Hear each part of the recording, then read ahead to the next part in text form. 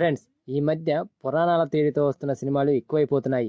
రీసెంట్గా కలియుగం, కర్ణుడు, అర్జునుడు అంటూ ఇలాంటి పురాణాల తీరుతోనే వచ్చి బాక్స్ ఆఫీస్ దగ్గర బ్లాక్ బస్టర్ హిట్ అయిన మూవీ కల్కి. ఇందులో వచ్చిన అర్జునుడు అండ్ కర్ణుడు మధ్య వచ్చే స్టోరీ ఆడియన్స్ కి చాలా బాగా నచ్చేసింది. అయితే ఈ పురాణాల కాన్సెప్ట్ టాలీవుడ్లోకి వచ్చి ఇప్పుడు కాదు, అప్పుడెప్పుడు కార్తికేయ సినిమాతో మొదలైంది.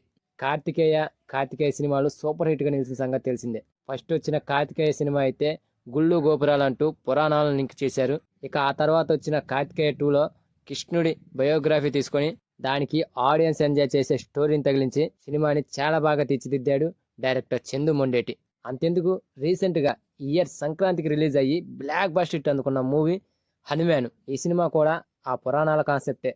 ఒక మామూలు వ్యక్తికి హనుమంతుని పవర్స్ వస్తే ఎలా ఉంటుంది అనేది ఈ కాన్సెప్ట్. ఈ సినిమా సంక్రాంతి విన్నర్ గా కూడా నిలిచింది. ఇక ఈ సినిమా సెకండ్ పార్ట్ కూడా ఉంది, అది మీకు తెలిసిందే. ఇక రీసెంట్ కల్కి మూవీ విషయానికి వస్తే దాని స్టోరీ కూడా మామూలుదే. ఒక విలన్ కి కలకాలం బతకాలని ఉంటుంది. దానికి మందు కావాలి.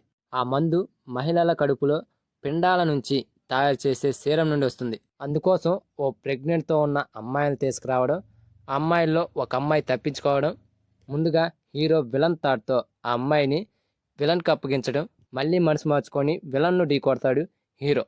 ఇది స్టోరీ. ఇలా చెప్తే మామూలు రెగ్యులర్ ఫార్మాట్లో సినిమా అవుతుందని నాగ్ అశ్విన్ తెలివిగా ఆలోచించి ఈ స్టోరీకే ఇందులోని ప్రతి క్యారెక్టర్కి కర్ణుడు, అర్జునుడు అంటూ పురాణాలను లింక్ చేసి ఆడియన్స్కి అర్థమయ్యేలా తెరకెక్కించి సక్సెస్ అయ్యాడు డైరెక్టర్ నాగ్ అశ్విన్. మ్యాక్సిమం ఒక రకంగా చెప్పాలంటే ఈ పురాణాల కాన్సెప్ట్ వల్లే ఈ సినిమా బ్లాక్ బస్టర్ హిట్ అయింది. సో అది ఫ్రెండ్స్ మ్యాటర్. ఈ పురాణాల కాన్సెప్ట్ సినిమాలు మీకు ఎలా అనిపిస్తున్నాయో కామెంట్ సెక్షన్లో కామెంట్ చేయండి ఫ్రెండ్స్.